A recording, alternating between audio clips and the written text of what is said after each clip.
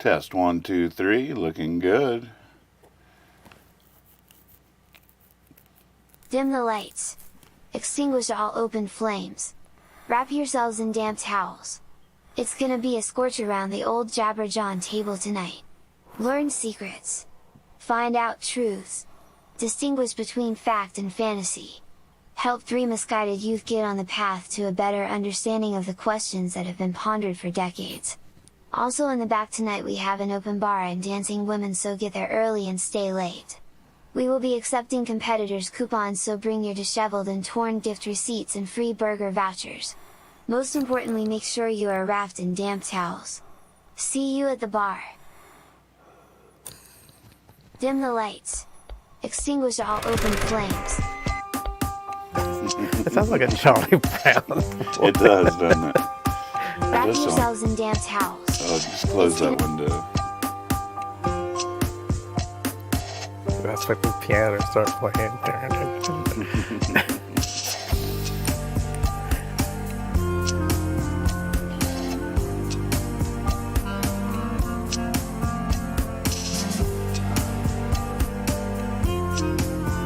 What are we doing now? About to go live. And here we are. Dun dun da. Oh, goodness. The dancing puppets are on there. That was from earlier. Well, let's milk it for a second. I can add music later. Everybody act like you're dancing with the puppets for a second. I can't even see it. How you got those puppets to move at the same time? Catherine and I did that with our 4 hands. Wow, we've always got some kind of Steven Spielberg special effects going on here. Yeah, it's always something. Hey out there, welcome to the show. I'm Nathan Moore. This is my dad, Steve Moore, and this is Kyle Hogg, and you are watching Jawn. And it's just a show where we talk about whatever comes up, and we will be looking at the chat to see what comes up. I hope you're doing good out there. Feel free to say hey to us and ask a question or start a conversation. I'll keep my eye on the chat here. Wherever you are, YouTube, Twitch, Facebook, we got you. Welcome to the show. How you doing, Dad? Yeah, I'm completely discombobulated. I'm completely, I don't know whether I'm coming or going or dead or alive. I'm having trouble with all kinds of minor things and a couple major ones. But There's apparently a rumor floating around town yesterday. Yeah, I had to deal with that first thing this morning. I got a call from a buddy of mine who went to a poker game last night, and it was announced at the poker game amongst the people that I knew that I had died. And he got upset and started calling everybody. And in about an hour, everybody in town knew that I was dead. It's a small town. It's a small town, and there's not much else to talk about who died. And usually I get involved with those type of discussions, but this time it was about me, so I couldn't participate. But fortunately, so far, I wasn't dead. Rumors of your demise. You probably had to check in yourself. I did. Well, yeah, that was the first thing I said. Well, am I? Yeah, because I'm not sure what's supposed to happen. Right. Nobody knows, really. My ego is such that I'll probably just forget, not even pay any attention to it. Who says I'm dead? And then I'll start smelling. I don't know. How big a boy are you? Right. I don't know. I'll you saying I'm dead? I'll meet you right now. You just name the parking lot. So that's kind of been unsettling, but and my health is such that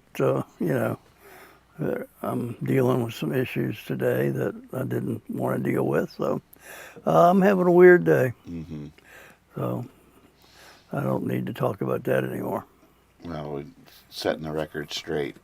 Yeah, I wanted everybody to know that I'm not it's not time to mourn yet. I'll let you know. Rumors of my demise have been greatly exaggerated. Who said that? I believe it was Mark Twain. That's what I've been going Mark with. Twain. And I've been playing with words a lot, and so I got into demise. I don't know how I phrased it on Facebook, but I said, I would be remiss if I did not. Oh, what did I say? I would be remiss if I did not deny my demise, something to that effect. I got into playing with the word demise. J Dodd in the chat, welcome to the show, says maybe next time you can capitalize on these rumors. Not exactly sure what he has in mind, but we're intrigued. That's Go what on. that's what I was telling him. He can stop paying his bills. He can he can just go do what he wants. Haven't you heard? We're gonna cut your lights off. Go ahead. I'm dead. How you doing, Kyle? I'm doing very well, except for a little bit of an accident on the way here.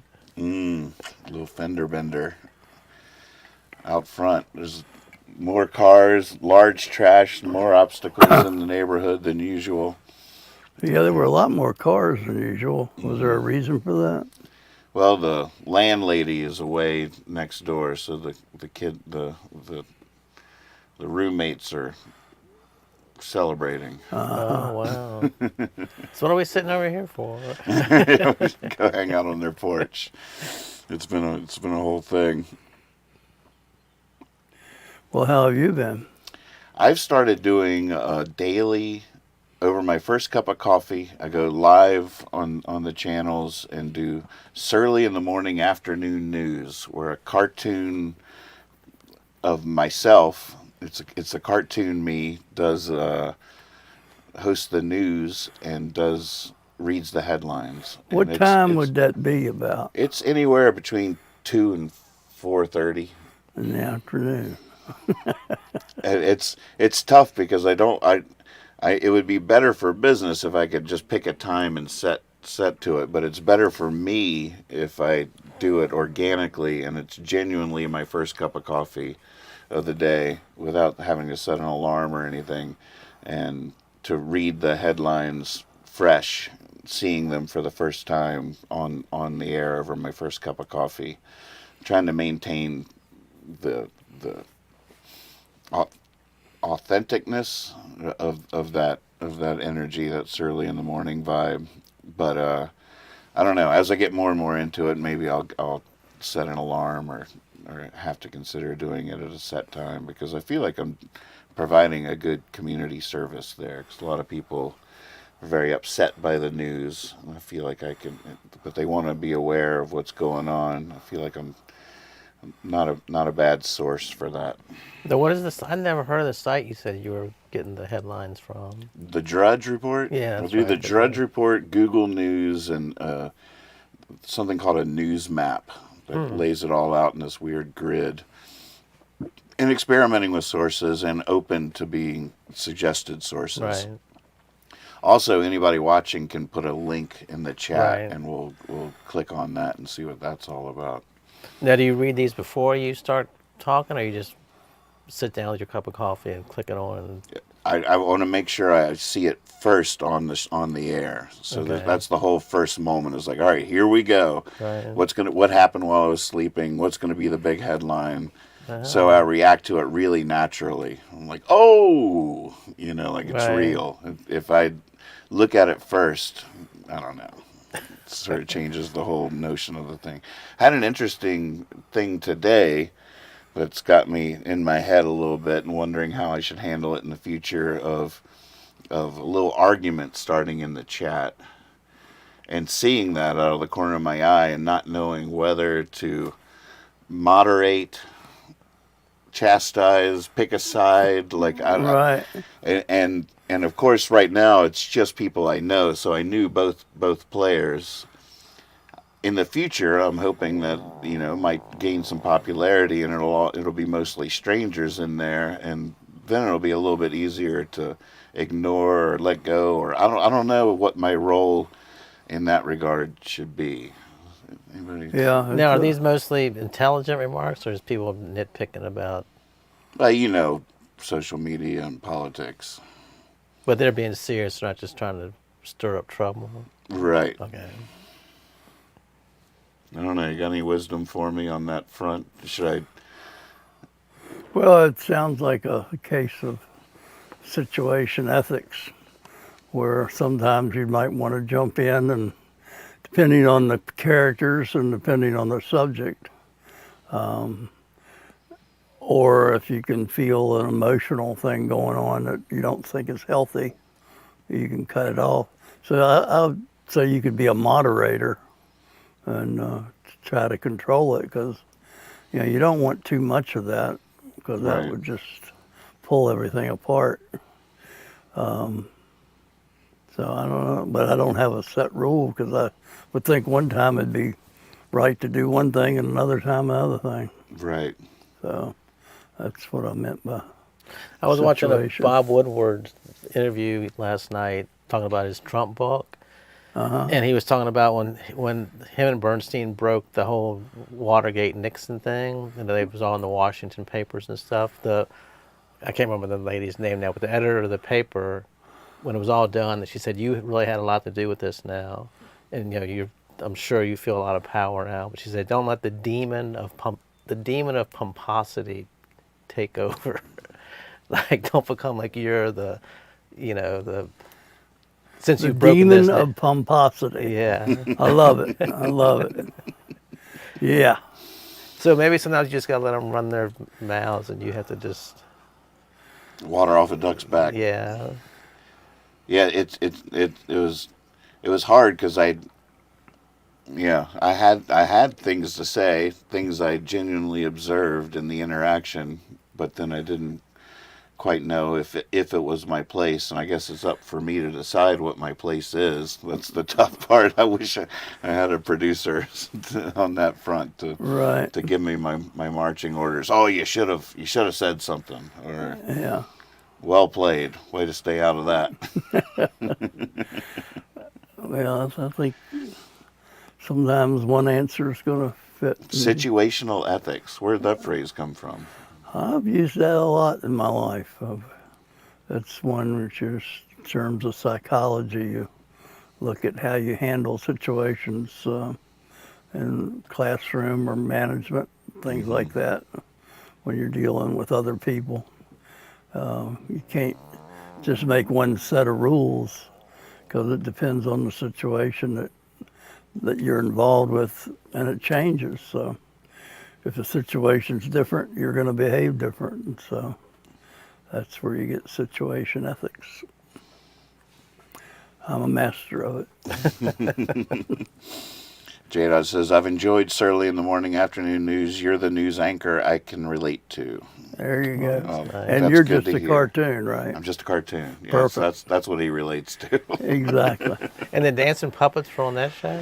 Well, at the way we end each show is to dance it off. Oh, okay. So play some music and have a little dance party Okay. to end. And it's all just finding its legs. It's just I've done six or seven so far, so it's the very early stages. Are you now feeling like you need to do it every day? Yeah, Oh my God, you're overcommitting yourself. maybe. It's just weekdays, though, right? I think so. And how do you feel like you perform every night? Do you feel like you have to do that too? Well, I performed last night, and it was really fun. And I felt like last night was so much fun because I feel like I'm so into the news show as the thing to sort of work on and push, or whatever, that it took all the pressure off the music to be that. And we just had so much fun rocking out and singing songs last night, and it felt like there was, I don't know, it felt like a weight was lifted off of it. That's cool. Yeah, it was neat to feel that. I could feel it right out of the gate, and it was. Oh, that's great. That makes it worthwhile. It might be I might be a trick of the light, like tricking myself or something, but it worked. Yeah, and so you're looking at coming on in the afternoon now. Could people sign up for it and it would come on when you came on.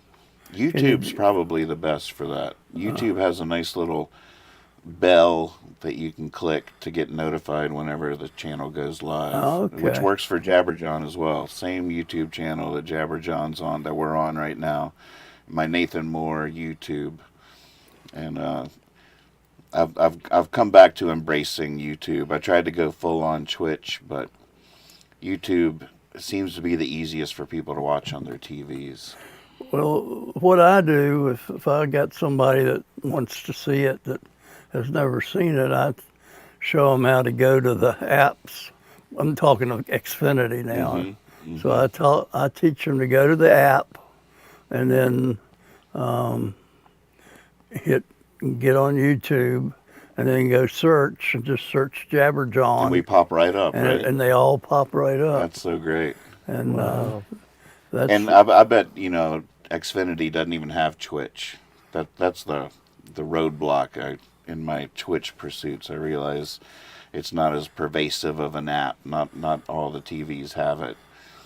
I put that TV up for Lex's station over there, and first thing he did was try to get Twitch on it, and that's when I realized, Twitch isn't as easy as YouTube for people. So we're back full on YouTube. I won't change again.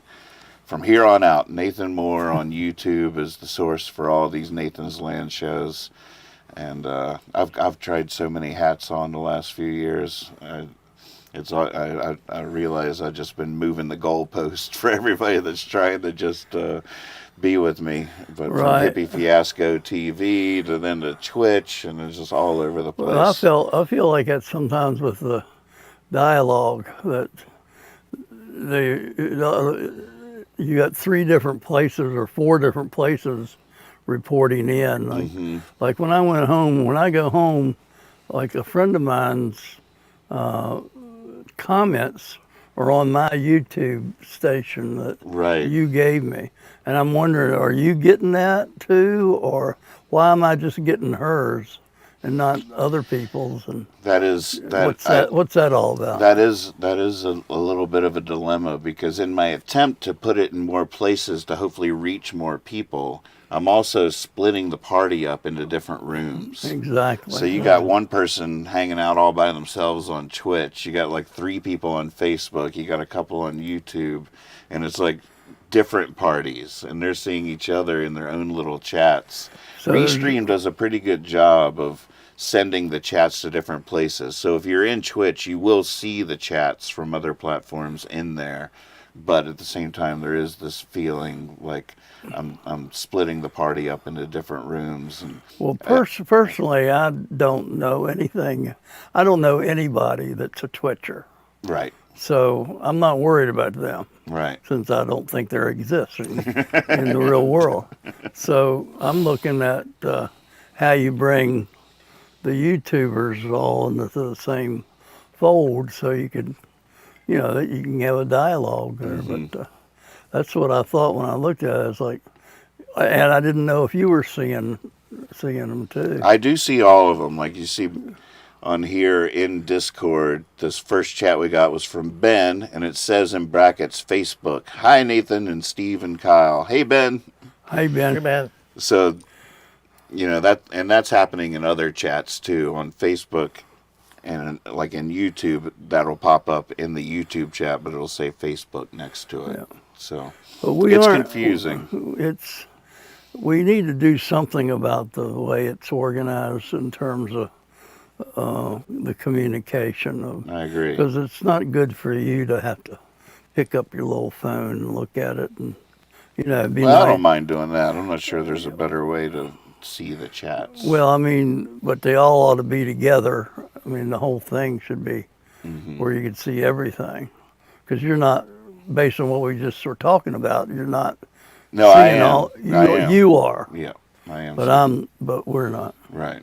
But I can't read I have to get anyway. you some Google glasses. Then it would be popping up on the inside of the screen of your glasses. Ooh, I saw a movie last night called The Circle with Tom Hanks, and it's all about a social media platform that it's like it was a sci-fi movie about surveillance, and the idea of being constantly watched and constantly monitored, and how they were trying to say that full transparency, to have your every move be witnessed, would make us all better people. But then, of course, it was a bit of a dystopian nightmare where it all wound up. Right.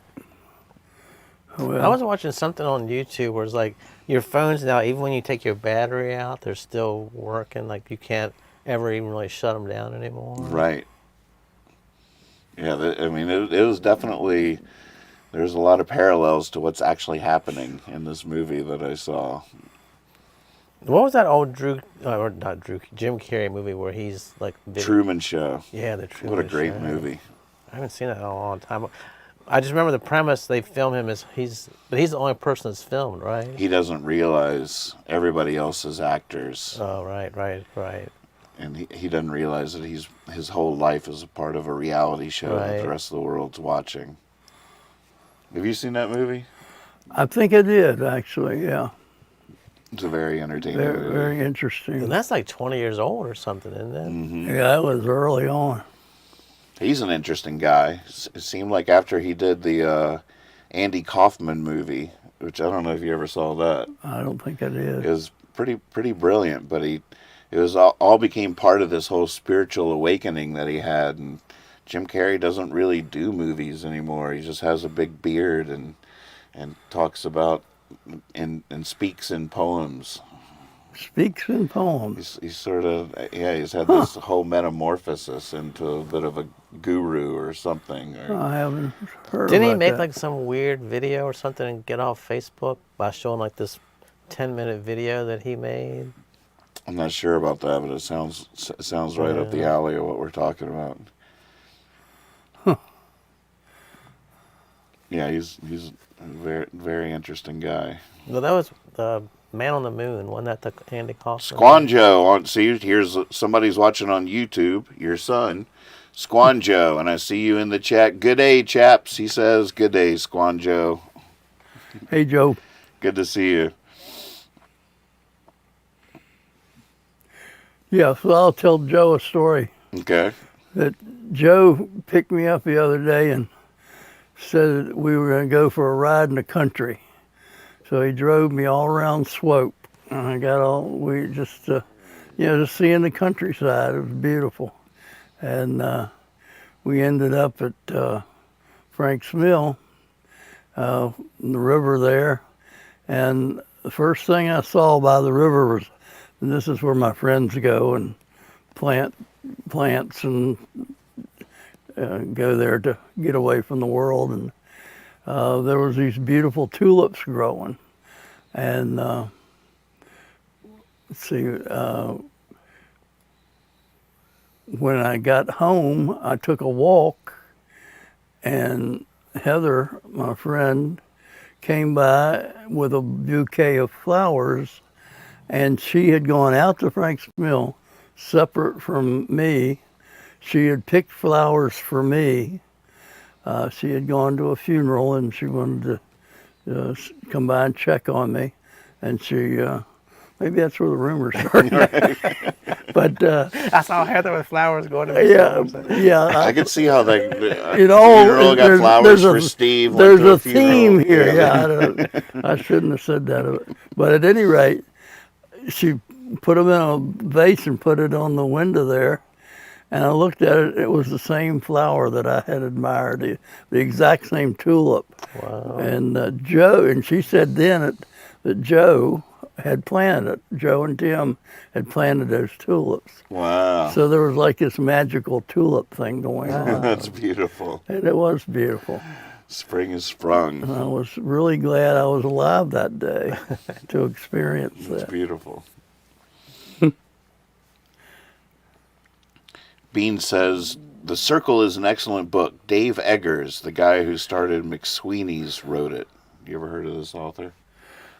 Name does sound a little familiar, but I'm not sure. What's The Circle? I know What's Dave Eggers. McSweeney's? I have no idea. The Circle is the movie I watched last night. Tom Hanks I was talking about. I've never heard of McSweeney's. Yeah, That's like a catalog, isn't it? Where you can order all kinds of I stuff. doubt it, because he's an author. The guy who started McSweeney's wrote it. I bet we'll find out more in the chat here. Yeah, You have to get out to Frank's Mill. I bet it's awful nice out there. I bet it was beautiful today. It's Large Trash Week here in Stanton, which is, I just have to say, what a beautiful gift the city gives its residents with that. It's such a healthy thing. Yeah, it is. Such a beautiful thing. It's really, everybody acquires some stuff, and from yard rubbish to old appliances that break, and a lot of people don't have the means to get it to the dump. So once a year the city comes through and they'll take it, anything, a refrigerator, a cut up tree, whatever it is.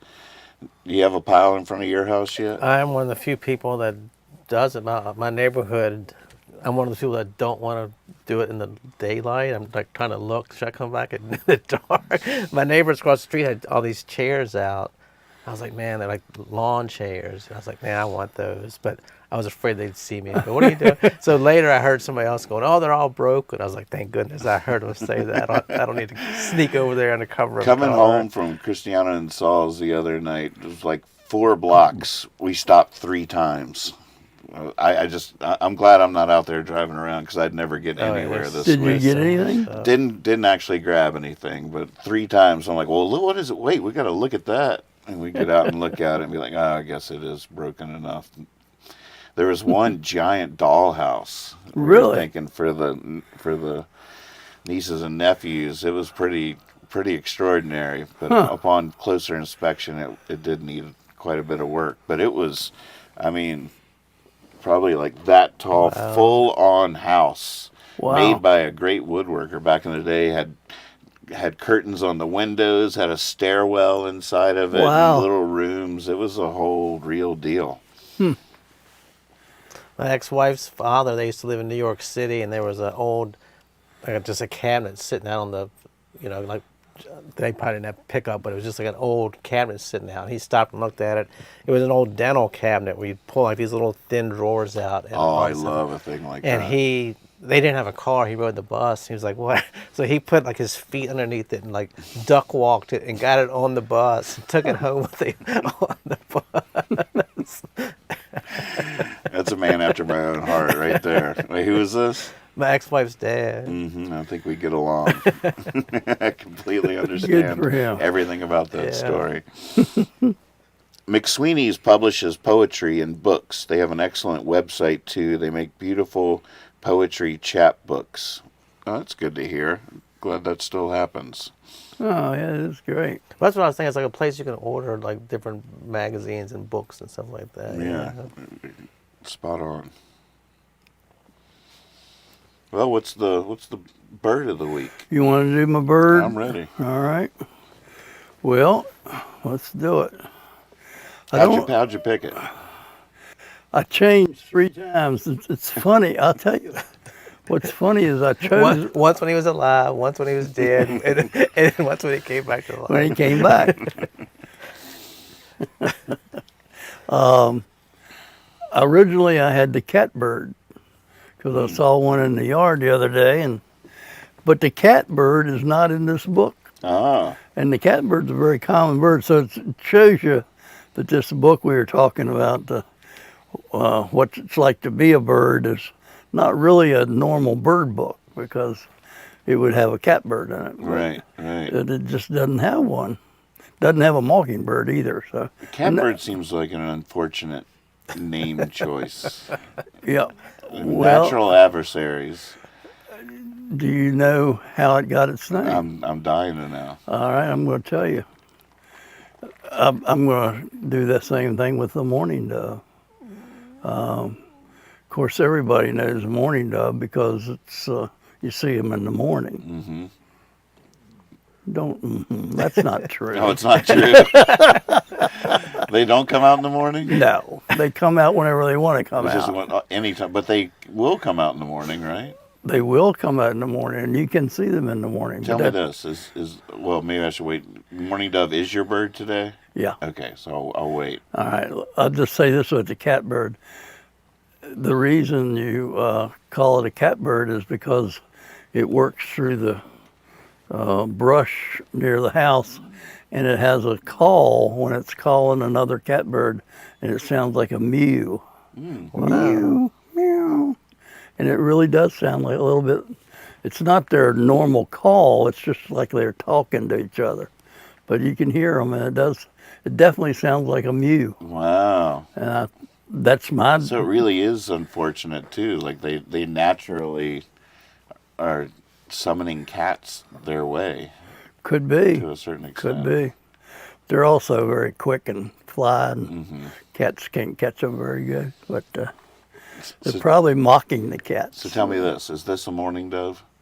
Ooh, ooh, ooh, ooh. Yes. And it's one of my favorite sounds. And that sound, for people in the early days of their country, it made it sound like they were in mourning. Oh. So it's a M-O-U. Oh. It's not a mourning dove. It's not a mourning dove. It's a mourning dove. Now, how does it go again? You've heard them. That story does sound They sad. sit up on the wire at your house. Oh, yeah. That's where most people will see a mourning dove, is sitting on a telephone wire. Be 3 or 4 of them, and they fly up. They are hunted. People hunt. Now, how big are they? They're about they're smaller than a pigeon, but they're in the pigeon. They look like pigeons. They're in the pigeon family, and they look like pigeons, but they're skinnier than pigeons. They're like a skinny pigeon. The pigeon has like puffed out here, and these are more in shape, more athletic. But they're a brown bird with a long tail. If you want to, I don't have a really great picture. What you really probably should do when you do this is, if you have your children doing it, is get your bird book out and look them up. Because I'm going to try to provide addendum to the normal stuff you might read. Now, is this an eastern bird, or it's all over the United States? It's all over the United States. Very common bird. You'll see them out west. I have some great video footage on my computer over there. Some mourning doves that nested in our front bushes when we had bushes out front. Well, here's a story. My experience with mourning doves began when in Hillcrest, neighborhood I grew up. It was all fields. It's all houses now, but it was all fields. And I would go out, and I actually had a notebook where I would make a map and keep track, and had where these Virginia pines run through there, all through the fields, small pine trees, and the mourning doves would build their nests there, and I would actually go check on their nests. They build the worst nest I've ever seen. They just throw a bunch of sticks together. It's like they were obviously drunk when they made it. It's that kind of thing you wake up and drunken schematics in their genetic code. Yeah, they just weren't right.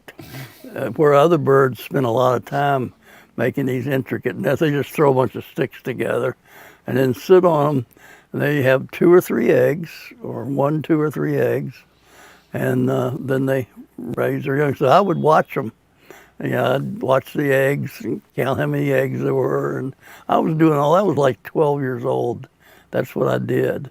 But I didn't tell anybody about it. It was like a secret, I didn't have any help or anything. But that's the kind of stuff I did to keep myself out of trouble. Wow. But so I go back a long way with mourning doves. I also have hunted mourning doves. People take a shotgun out and shoot them and eat them.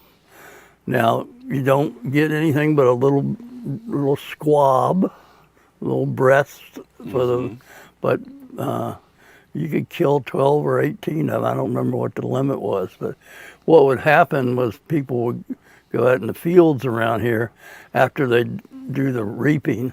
There'd be a lot of grain on the ground, and they'd just fly in big flocks. So they'd fly in, you'd take a shot with a shotgun, a couple of them would fall out of the sky, and then they'd go to another field, and then somebody would shoot them, and they'd come back to you. What's the technique for getting them to rise up out of the field? Is there you make a sound or throw something Anything. in They're there? very skittish, and you'll see that if you have a bird feeder. I saw one this morning actually. They were at my feeder. They don't get in the feeder. They on the ground. They get the stuff below. But they'll come 3 or 4. The other thing they do, I was reading about, is their head jerks. Goes like this. When they're walking, their head does that. And several Like a birds pigeon. do. But I never understood. I read this in this book there about how that works. And what they're doing is coordinating their feet and their eyes so that they're on the same level, so that they're going together. So their body stays back here, and as the front foot goes forward, their head goes forward. And that way they're keeping a good, steady look on where they're stepping. Interesting. Yeah, I never had thought about that.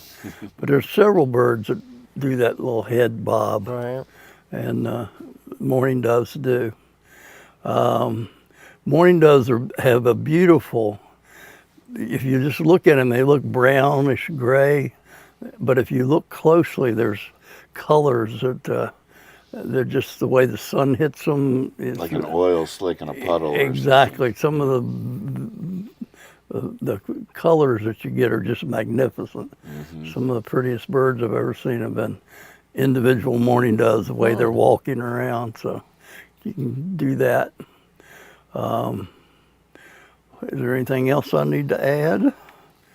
Now, is it true? People always tell me if you see like a little baby bird, you shouldn't touch it. Like the parents won't have anything to do with it once it smells human on it or something. Is that true? Yeah, pretty much.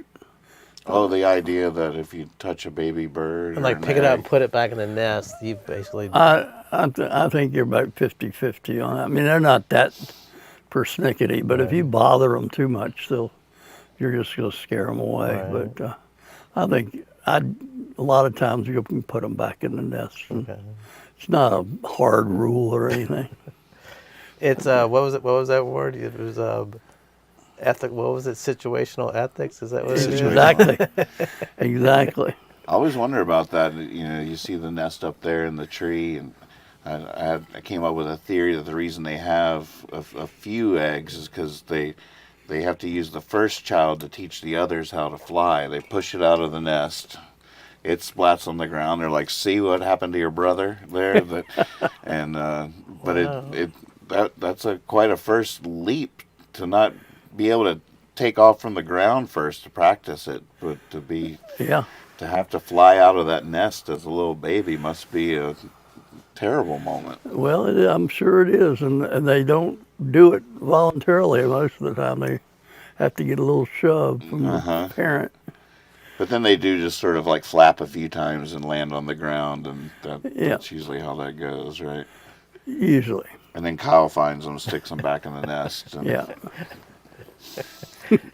You're It's a whole doomed. thing. You're doomed now. J-Dot says, I shot and ate a dove. Seems terrible considering its symbolism. I was too immature to know. I'm not. Was it a white dove? There's all kinds of doves. They're not all the symbol of peace, right? Well, yeah. You got the radical doves that you need to take out as soon as you see them. Little punk doves. Damn radical dove. Billy Shoemaker's in the house. Good to see you. Welcome to the show. Are they related to the stool pigeon? Where's that? Do you know anything about that phrase? Stool. What is a stool pigeon? That's a rat. It is a rat, right? Is that someone who like rats on his Kills gang? them. Or- Yeah. Damn stool. I have no pigeon. idea where that term came from. Let's see if Percy knows. I don't think it has anything to do with a mourning dove. Somebody's sitting at a bar stool just picking out trash and spreading it around like a pigeon. Stool pigeon. I don't know. Wow. Be Now, how do we decide what birds you could eat? The same thing as how do we decide to raise cows and horses and chickens? How do we decide like you don't want to eat a robin or a... Trial and error. I think size is a lot of it. Size, right? pigeon and the bob white, they both, for different reasons, have large breasts. We don't need pigeons, do we? Well, a mourning dove's a pigeon Wow. in the pigeon family. Do we have proper pigeons? Hmm. Do we have proper pigeons in Stanton? Oh yeah, I think they're Like called rock. this. I think their name is rock dove, for a common pigeon. But yeah, people, that's what squab is. When we hear about squab, that's pigeons, right? It is. Yeah. So in Europe, I've never heard that word before. squab, Yeah. yeah, it's a bird squaw. I just made that up. So Joe has an interesting theory. He says sits on a stool while being interrogated and sings. Oh, there you go. That makes perfect sense. Percy says the term stool pigeon originally comes from the practice of hunting pigeons. In this practice, a pigeon would be tied to a stool or a similar platform to act as a decoy, known as a stool pigeon, to attract other pigeons within the range of hunters. As the pigeons gathered around the decoy, they would become easy targets for the hunters. Is that plausible? That's The term plausible. later evolved to refer to a person, particularly an informant or spy, who provides information about others or lures them into a trap, often working secretly on behalf of the police or another authority. I'm Fascinating. having trouble with the stool part. Right, Why would you tie a pigeon to a stool? right, right. I'm with you. I'm doubting that myself. Well, I mean, I'm stretching this joke out really far, but you know how folk performers perform on a stool. So maybe the whole stool thing is like a folk tale. Right. So over the top, it's not even funny. I don't know. It A seems stool like I'm pigeon. into a thing right now where every time I try to answer something, I end up with more questions. You ever have? I'm having a run like that with my whole life right now. That's good. Like I'm That wondering means- why this happened, but after I wonder for a while, I just have more questions. Right. And it's really not a good program for other people to. Maybe people should not be watching us. Well, not for answers. Oh, exactly. There you go. When was the last time you heard anybody use the word stool pigeon, though, or the term? I mean, I think everybody knows what it is, but have you ever heard anybody use it in real life? Some No. old black and white movie or something. No, there's a lot of words. I'm not going to be your stool pigeon. You dirty So, rat. you dirty rat.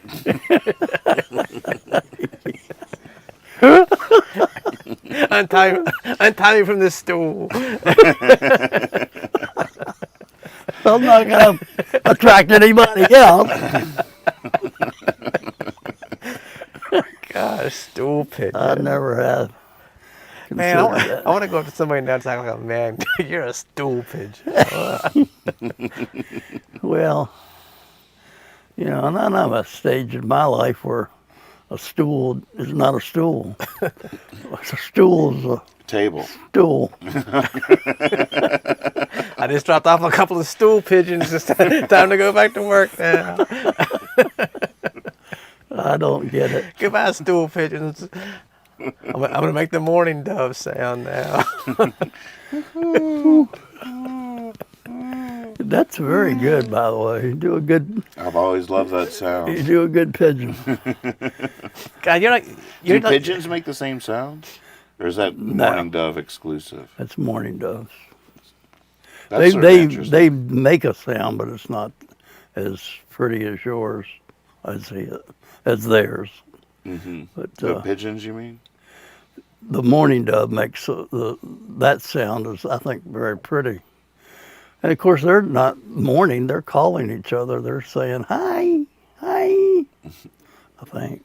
Is that what they're saying? I don't know what they're saying. I just- but a catfish is because of what? The whiskers? Is that why it's a catfish? I guess. Yeah, that would. They don't make any sound. No, they don't go mew.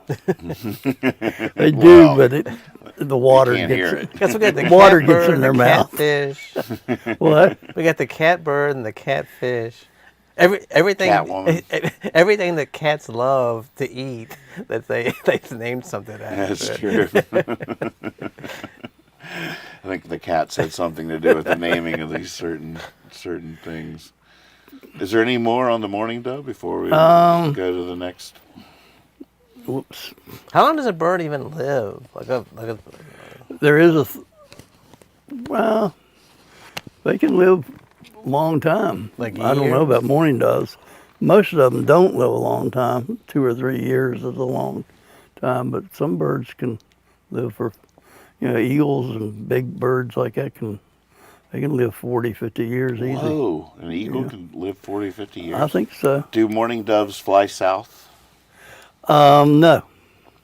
They might move like from Virginia to North Carolina or something. They don't migrate per se. But you'll Sort see, of inch ahead of the cold. they try to stay warmer and yeah. They don't have to hunker down somewhere? No. No, So they're they just stay on the move. no, and they're eating grains, so a lot of the birds that migrate are eating insects, which aren't around in the wintertime, but Interesting. the grain eaters can stick around. Ah, So ding, ding, ding. they do have a thing in here about the mourning dove and other birds, not just the mourning dove, but they sleep with one eye open. And then I'm reading here, and they're saying, are they really asleep? And they say, yeah, half of their brain is asleep, and half has got an eye open for a guardian. So the ones on the outside of the Just like being at group work. will have that one eye open. What's that? Just like being at work. And then when it comes in, I gotta be, hey, what's going on? Exactly. That's exactly what they do. They close one eye and it shuts down, and the other Will one. they alternate? I think they can control it. I don't. In other words, if that's where the danger could come, and I'm sitting here, then this eye would be able to. No, Now, is this all birds or just the mourning It's dove? different birds. I don't know that all birds can do it, but Wow. it's they show a picture here of the one eye closed and one eye open, and they did the research. The brain does where the eye that's closed, the brain does shut down, Wow. so to some extent is in a sleep mode. That's amazing. Yeah, that's pretty interesting too. That is very interesting. Yeah, but other than that, I think that's about it. No, do they have any idea like how many nests a bird will build in its lifetime? No, some birds will build on over top of the same nest year Oh. after year. But mostly they'll build a nest every season. So they'll live there for like basically a year. Then. Yeah, it's there to raise the young. Okay. That's why they have it. It's a place to lay their eggs. Right. So once they do that, I guess they just kind of either move on or, I mean, I've seen them build in the same tree, but not the same nest. Right. But mourning doves aren't a good example because their nests were so rickety, rackety that you didn't want to stay there anyway. It's like a rundown motel at the edge of town. According to Percy, the lifespan of a mourning dove in the wild is typically about 1.5 years. But some individuals can live up to 5 years or more. In captivity, they may live up to 10 to 15 years with proper care. Now, I wouldn't have thought that. I would have thought the inverse, or that a captive bird. So maybe is it an average, and they're killed by predators? Or Oh yeah, yeah. Everybody eats mourning doves. I mean, that's what happens to them. They get killed. People, cats. Hey Heather, good to see you. I saw like the end of some show. I missed what it was about, but it's how like feral cats are really like just so destructive. They eat. Oh my They God! like Yeah. a feral cat will kill more things than you ever thought about. Thousands. Yeah, thousands. they're like They just don't even killing do it to eat 'em. machines. Yeah, they just want to Necessarily. yeah. No, it's just exercise. Yeah, they were saying feral cats are really people think they're cute and they want to take care of them, but they're really like they wipe out so much stuff that we need. Well, it's something that has to be addressed. I really believe that Right.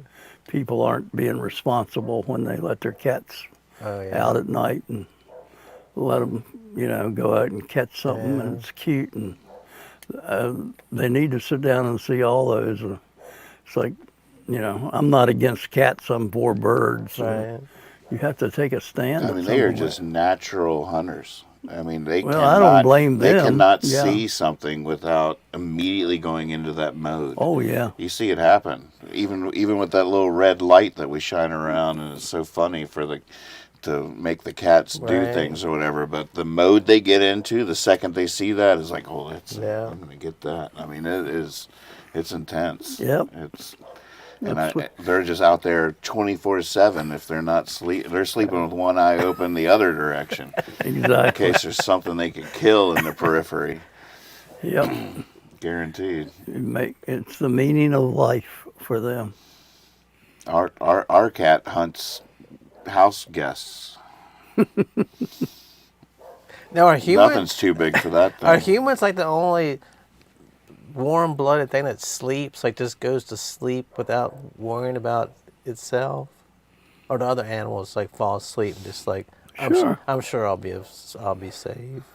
Like, 'cause I've read somewhere that dogs are always sort of like, dogs are just barely asleep. Just if they hear something on the front porch, they just wake up. They're looking around.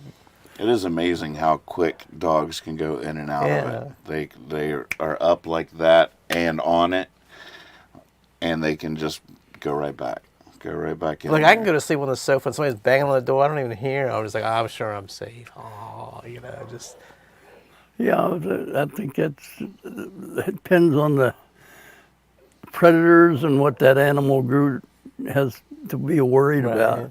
I was thinking the first thing I thought when you were thinking is that human beings are tribal, so there's Oh. a sense of security. Oh, that's true. If you're in a tribe, if you're in the teepee and Look at you're your scientific sleeping, you mind got people working out over there there. that are looking, you Right. can relax. Right. But if you're a lone wolf out there by yourself, you got to do it yourself. So you learn not to relax. So I wonder if pack animals sleep deeper than individual sorts probably. on some level. But yeah, a lot of animals sleep pretty hard. They're not worried about getting eaten for different reasons. Right. I think sleep. I know I understand very little about it, but what a fascinating thing sleep is, What a and beautiful, how much wonderful we need it, and how the body can just shut down and go into that little temporary hibernation of complete loss of consciousness, except for your dream state. And apparently, I mean, we need it as much as we need food or water. Yeah. We can't live without that sleep. That's what's so sad about you not being able to sleep very good. I mean, it's what you need the most, and you can't get it. But it's just a fascinating. I don't know if you have any scientific insights or anything about the nature of sleep and what is happening there, but it's just something just in general I can sit and ponder for a long time. Just sort of marvel at the state of that. Well, I've always shared your fascination, but also in that same discussion is the aspect of sleep we call dreams. Mm-hmm. I think dreams are just the most amazing things. Right. Mm-hmm. How we create those, and sometimes it's almost like you're in another world. You really are. And, Yeah, 100%. I remember one time when I was like a young person, I had a dream one night, and I remember it happened over there in that neighborhood near a VSDB, and it's where these old houses are over there, all the fancy houses. But I was walking along, and I looked up, and all of the architecture was different. And I woke up and I remembered the shapes of the architecture was unlike any I'd ever seen. And I'm thinking, my brain just made up that whole scenario. And I can visualize it right now. Now, usually by the time you go to the bathroom and come back, you forget all of it. Mm-hmm. But and that's fascinating too. But for that split second, I had developed a whole new form of architecture. I know nothing about architecture, but I had done that in my dreams. Yeah. And it was amazing. That is amazing. To think about what you do in your dreams and how you come up with, well, whole novels. You can write a whole novel in your dreams. There's been a lot of songwriters that have talked about some pretty famous songs coming to them in a dream. Yeah. And I have dreamt a song, but I've never retained one. I can viscerally remember waking up going, oh my God, that was the whole song. And then by the time I went to try to write it down or something, it was gone. And Isn't that amazing? I'm more like that. Yeah, that's such a fascinating thing. Yeah, I've kept a notebook I was by the wondering if bed you ever kept a dream and diary. tried to do it, but invariably I forget it before I can write it down. Mm-hmm. I mean, occasionally you'll remember pieces of it, but not the whole picture. But You ever kept a dream diary? I wish I had. The most common dream, and I have this probably like a dozen times a year for probably 20 years now. I mean, one of my favorite things to do is just go to a thrift store or record store, just look for albums. So just flip around looking for albums. And I have dreams pretty frequently, probably like once a month, that seem like they last my whole sleep, where I'm just in record stores and I'm picking up albums, like the new, whatever album. It's not even a real album, but it's a performer, but it's not, and I can see that, like you said, I can see the album cover. I'm so excited. I'm like, oh man, the new Tom Petty album, and then I'm like, oh, the new Tom Waits album. And then I wake up and I'm like so excited. And I'm like, wait a minute, that was a dream. But I could. But you actually, in that first like 5 minutes or something, I can still see the album cover. I can still you can just. which is amazing. Yeah. So you still have this dream? I have it I have it so frequently. Reoccurring. Well, it sounds like a good reoccurring dream. Oh, it's very, I wake up all excited, like, oh, I got some new albums to listen to. And then my arms just crumbling around my pitiful little heart. No, nothing here. They say no matter how epic your dream seems to be upon waking, whatever, that they all only last seconds to like a few minutes or something tops. No matter how much it seems like it was an hour-long adventure or something, it all happens Yeah, I don't really know quick. about that. I don't know about that either. I don't even know how you evaluate that or judge It's a real that. interesting concept of time. Yeah. That even if it's just a few seconds long, you experience it as a very long. I don't know. Do you ever have these like repetitive dreams where you're doing the same thing over and over again? You can't get out of it. Like you're Stuck in a loop. that you're stuck in a loop exactly, and it's not. You don't want to be there, and you're trying to wake up to get out of it, and you keep coming back to that same point, and it's I hate that. I have those too. Yeah. I'd rather be awake than have to go through that. And I think sometimes it has something. It's usually something you were doing during the day, like grading papers or something. But you just can't get away from it. You can't stop doing it. Weird. There's nothing worse than nightmares or bad dreams. I really feel for people that if because sleep is such an important thing and such an important way to recharge your body and your vitality or whatever. If every time you do fall asleep, you enter sort of a horrifying or just traumatic. You wake up. I've definitely woken up from some dreams that were just terrible dreams, and I wake up and I'm just so relieved that it was a dream, and that when that feeling, because for a few seconds after you wake up, you don't realize yet that that's not real, and then this amazing relief just sort of falls through me, where I'm just like, oh, thank God. Right. That was just a dream. Holy moly, that was terrible. And I imagine some people, that's just waiting for them on a more regular Oh, yeah. basis. Well, it's like I just- Stephen King novel or something. Yeah, I just really feel, because that remember would just be such a frightening The reality. worst dream I ever had, this was like when I was 16 or something. And I still remember this dream. It just gives me the creeps thinking about it. I mean, me and my brother have always gotten along. There's no hatred or there's no, ill will. But I remember I had a dream when I was 16. The girl I was dating, this was in the dream, had thrown me this birthday party. It was like just most wonderful birthday party. I can still remember she had streamers, and I can remember the colors of the birthday party, and I can remember everything. And then we were leaving, and we got in the car, and my brother leans up from the back seat, grabs my head with a knife, cuts my throat. What? And man, I woke up like I was like, "What?" And I can still, I can see it. But I'm telling y'all, I can still see that. But he's never told me he wanted to kill me or anything. But it was just like one of those. And I keep thinking it must mean something. Like, why is it stuck with me? It is amazing like that you 40 remember a dream. years. Yeah. Well, what's also amazing is that we'll probably have a dream tonight where somebody's cutting his throat. Right. That's sometimes you wake up from a dream and say, where the hell did that come from? Right. Like, that's out of left field. Mm-hmm. That's like that dream I was talking about. Like, I don't even go in that neighborhood. Why would I even Right. be in the neighborhood, much less Right. create a whole new field of architecture? Going through your old journals, have you found any old dream journals? I have different, not dream journals, but Just in your regular journal? yeah, you I put a am dream where in I there? can try to remember. But I've never been very good at writing down my dreams when I get up. But Yeah, it's really got to be a pencil and paper right Yeah. next to the bed. Yeah. And you have to get it.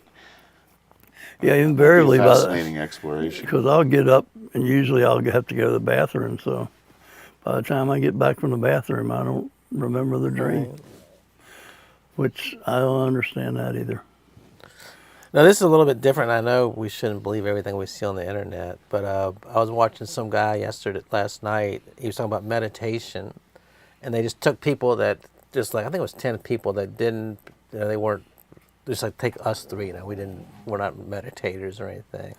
And they try to get them to meditate. And they say within, I think it was like 2 weeks, their body starts creating naturally the chemicals they need to make themselves feel better and stuff.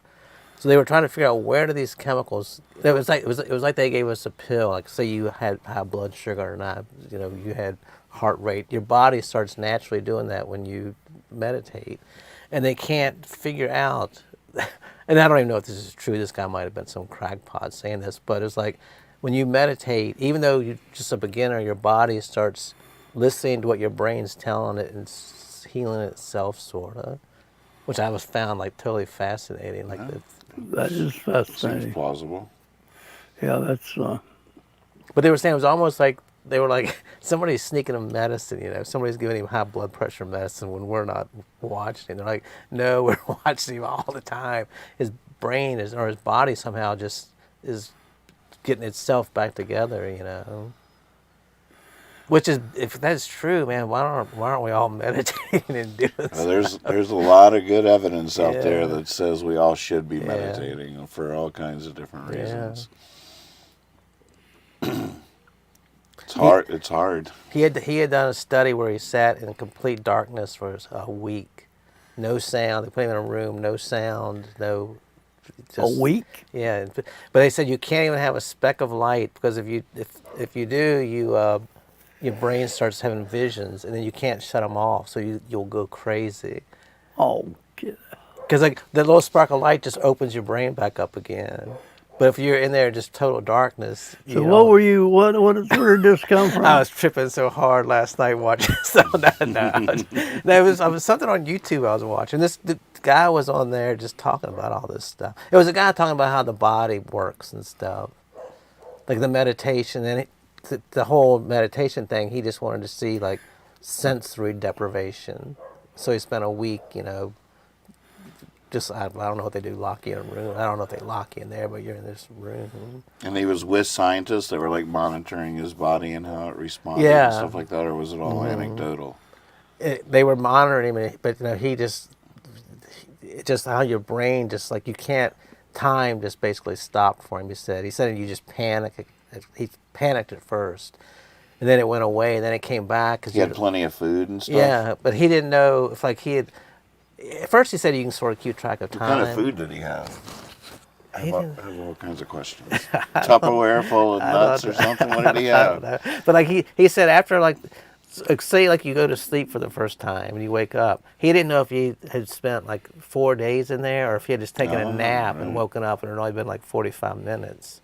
You know, he went into how when they put prisoners in solitary confinement, how that's like the just inhumane torture. You know, it's just the brain. But this wasn't inhumane? No, he was. I guess he could have gotten up and just said, "No, I'm done with this. Let me out of here."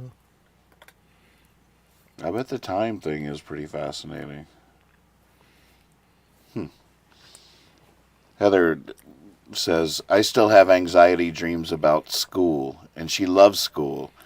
One recurring one I have is that I slept through my last final and I didn't really finish graduate school. Oh gosh. It is funny how I've that's had such that a as classic bad dream. school anxiety dreams. I've had I can't find my classroom. Oh, And I'm in my underwear. And I did that for years. You ever have anything like that? it's a classic. Definitely classic anxiety It is dream. funny. Performers have performance anxiety nightmares all the time. It was funny. I remember being at a table with a bunch of musicians I know once, and I asked them the question. I was like, "Have you ever put on a great show in a dream?" And without fail, nobody had ever had a positive performance dream. It's always you can't find the stage, you can't find your guitar chord, you can't remember how the songs go. It's always a debacle. It's always an anxiety dream, which I think is not fair. I feel like maybe it's healthy because it is true that if I could go to bed and be playing Carnegie Hall to a packed crowd and crushing it and doing a great performance, maybe I would just want to stay asleep for the rest of my life. So if I could experience some things in dreams, maybe maybe there's something natural built in there. Like no. If you want to experience that, you're going to have to go out into the real world and make it happen. Your dreams are But does just that gonna imply be... that we just have these basic fears in the back of our mind that in our waking hours we just fight to hold under control once we're asleep? It's a great question. Like, I mean, I'm sure if you ask them, have you all had a good show? They'd be like, oh, yeah, we've done dozens of shows we're really proud of. Have you ever dreamed one? No, because then our fears will take over, you know. Well, yeah, I think that would be the classification of an anxiety dream.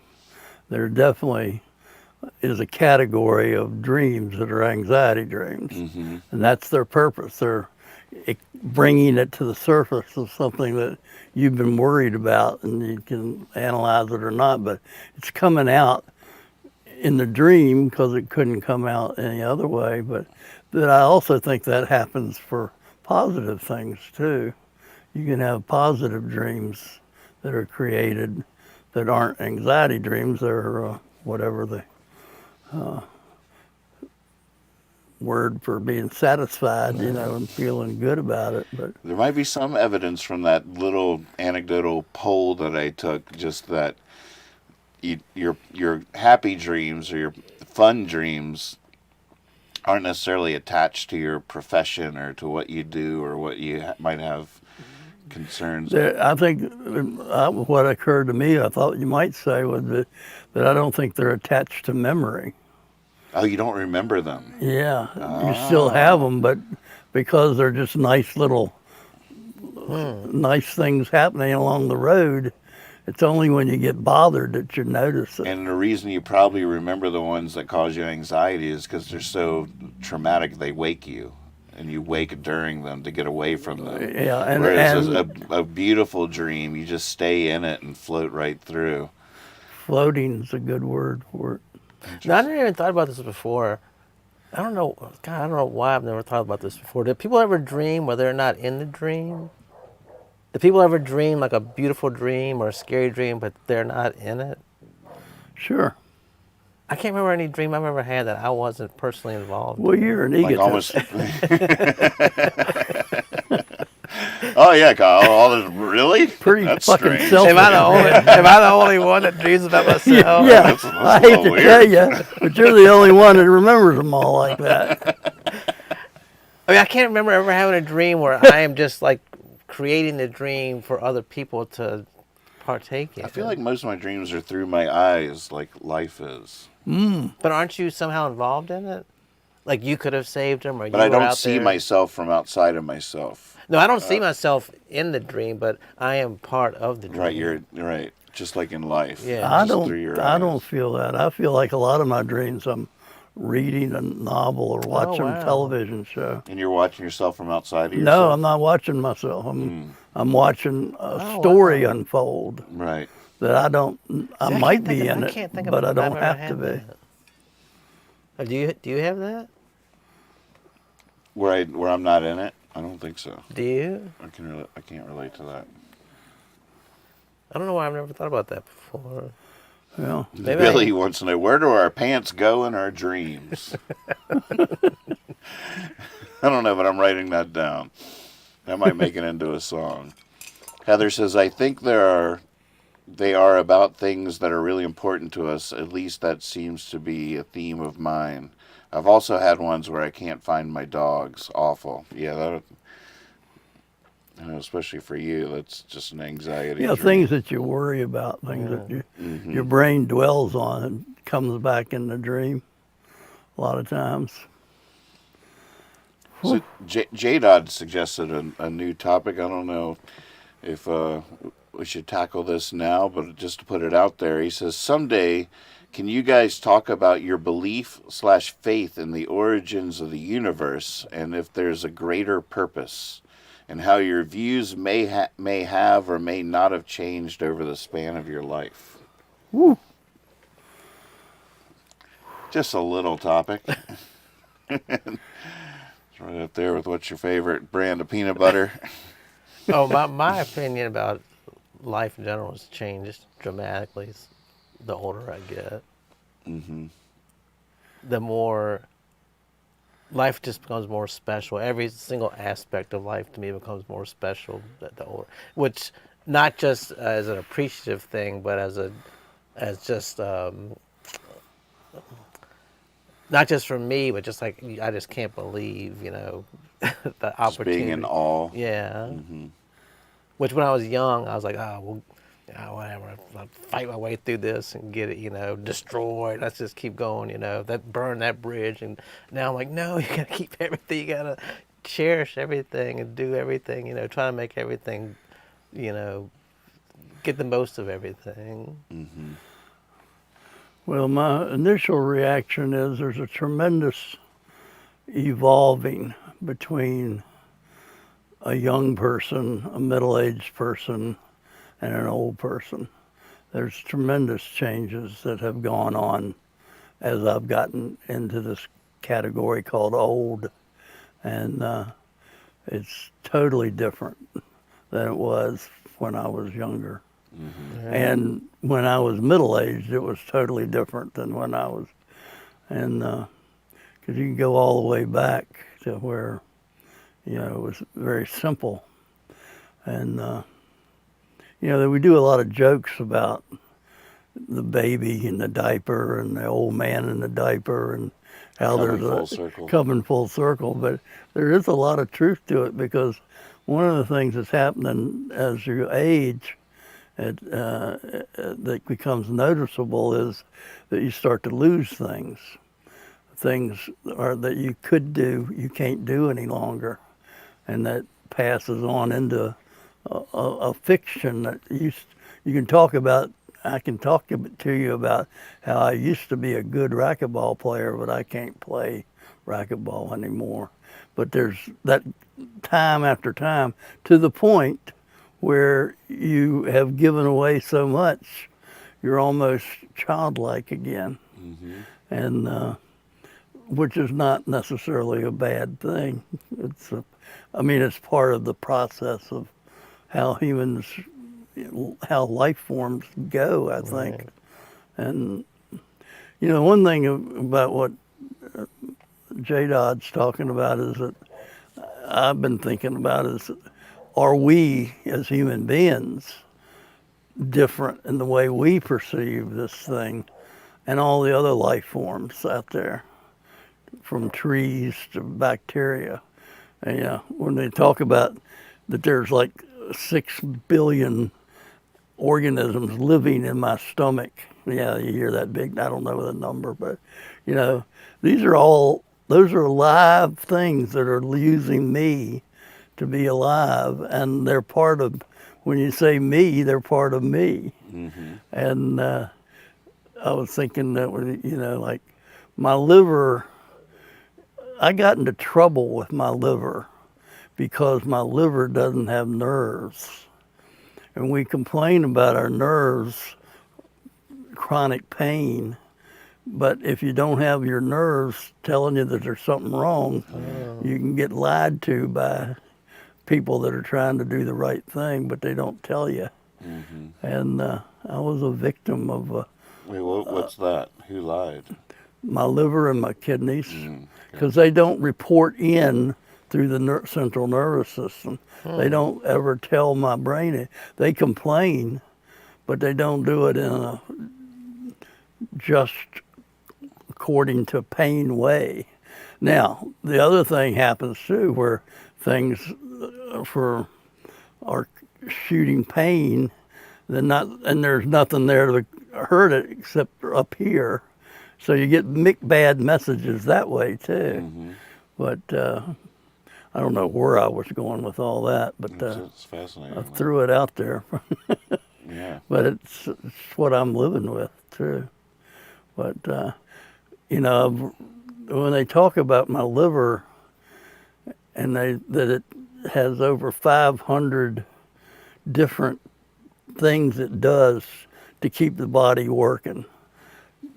The liver is pretty much just as important as anything else that you've got. But he never reports in, he never complains. Right. And Not like the heart. Exactly. Right. Heart and lungs are right on top of everything, because they're there from moment to moment. But your liver, he doesn't talk, but he's busy all the time. And kidneys. Oh yeah. Or they don't have a nervous. No. Well, I mean, there are nerves for different things, but not for chemical breakdowns, evidently. So, sorry, I got to talking about myself again. No, you're fine.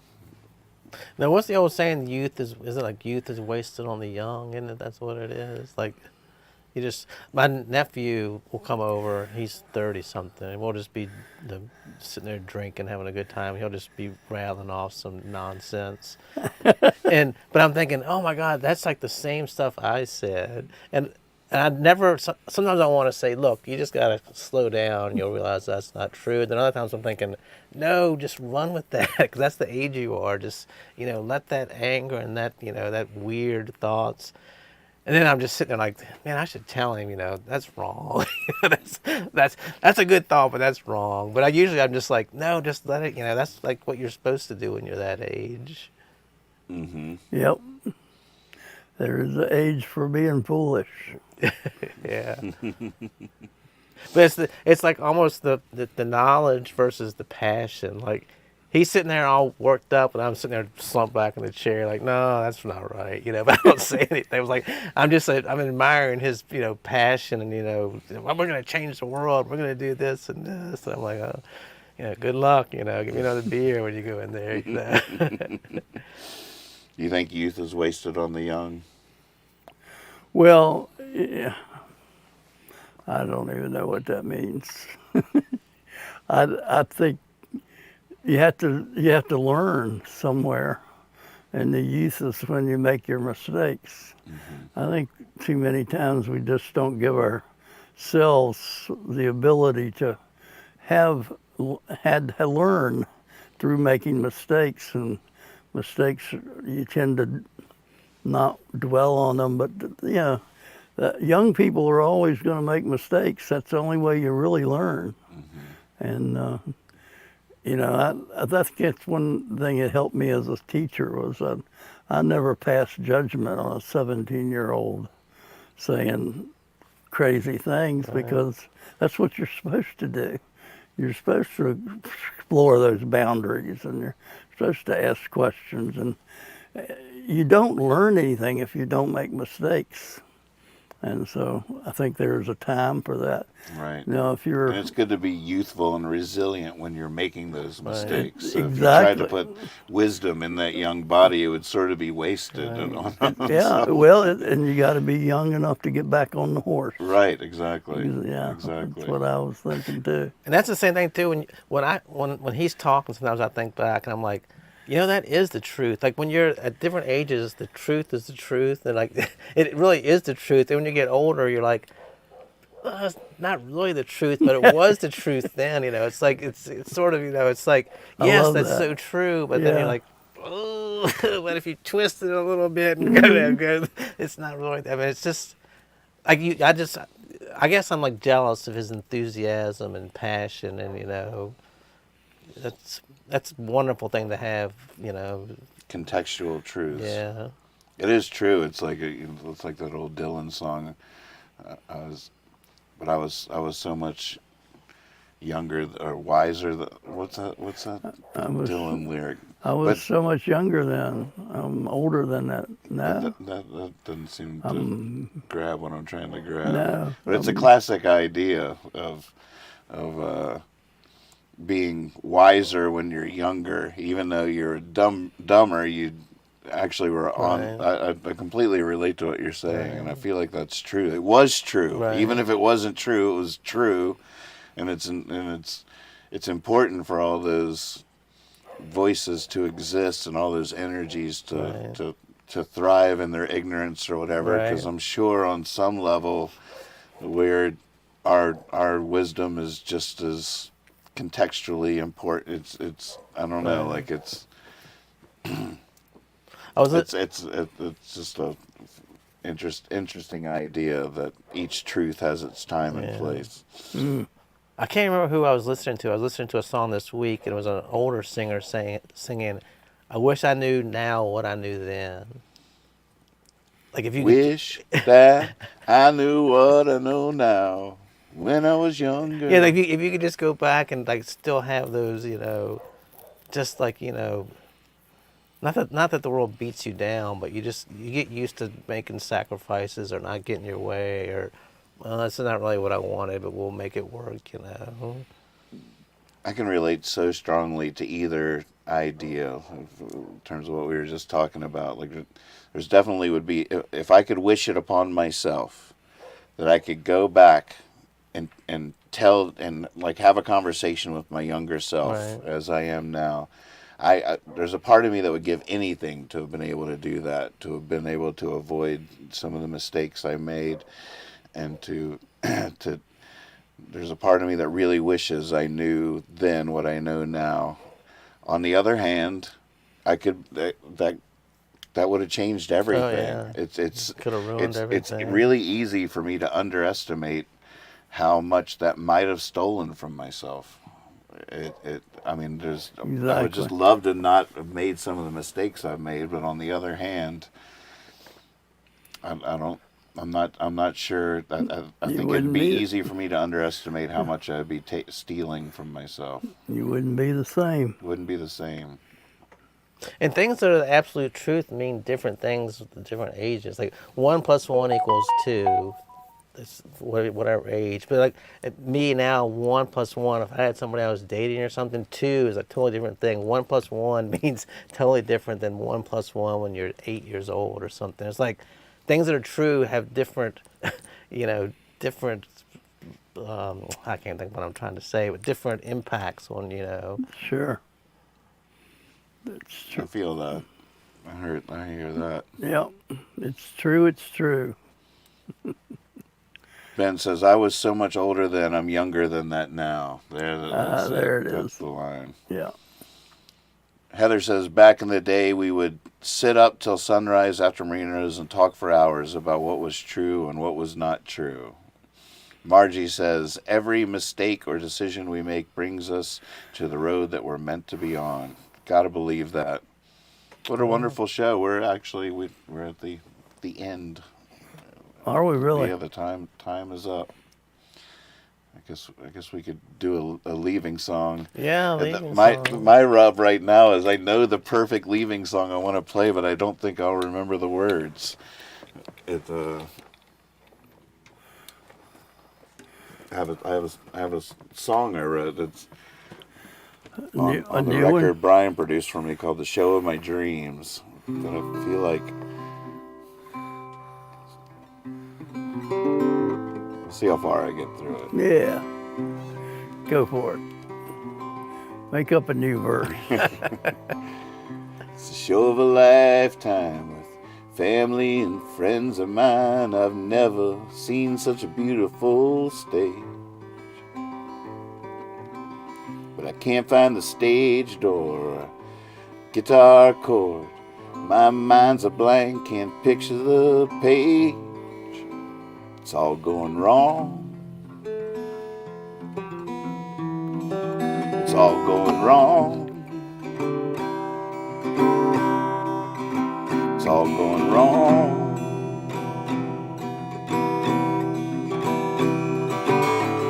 I open my mouth and nothing comes out. I trip the rug, fall flat on my face. The lights are all on me and I can't think of the song to sing. I've never seen such a beautiful place. It's all going wrong. It's all going wrong. It's all going wrong.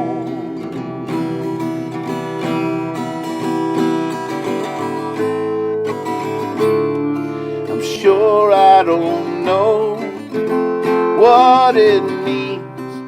Doctor, come quickly explain it to me. How nothing is ever as it seems. Not even at the show. Not even at the show of my dreams. Not even at the show of my dreams. Not even at the show of my dreams. Not even at the show.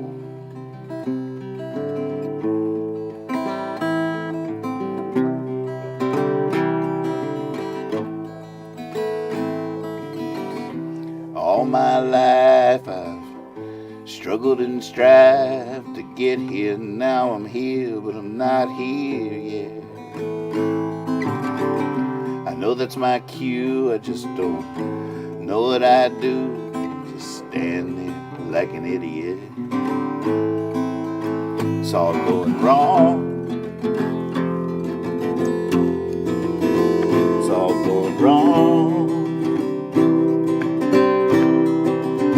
It's all going wrong.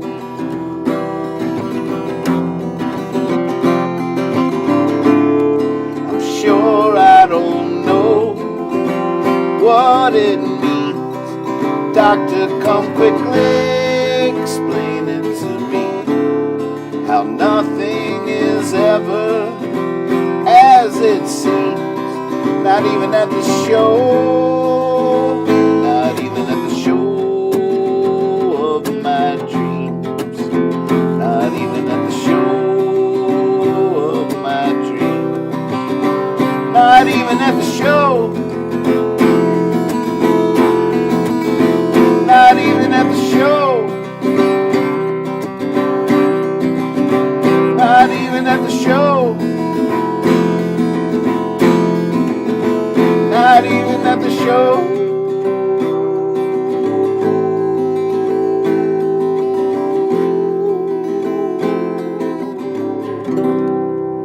Woo. Very good. Well, this Yeah. is the show of my dreams, and I loved it. That's Thank you. great. so much. One thing, what I want to know, I mean, I know you're a magician and a puppet master, but how do you get me and him to be puppets to talk about? Every time we talk about something, you have this song. It's like I think you picked the song before we even get here, and then somehow you puppet us to like talk about what you want to. So then you're like, oh, I have a song just for that. It seems like that. I know doesn't it? every week, like we talk about something, he's like, I have a song just for that, even though he's probably been playing us for fools the whole time, you know. Really, I mean I've written a whole lot of songs, and a lot of the success I've ever achieved in my career is just by having the right song for the right occasion at the right time at the right moment. It's that I feel like I've made more of an impact in different circles by pulling just the right song at the right time out of my pocket. That's sort of, as opposed to having this one great song or these two great songs or these five great songs.